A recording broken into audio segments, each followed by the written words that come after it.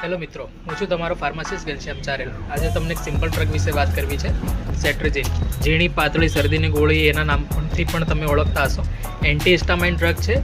નાકમાંથી પાણી આવવું, આંખમાંથી પાણી આવવું, એલર્જીક રિએક્શન એનામાં બહુ વપરાય છે.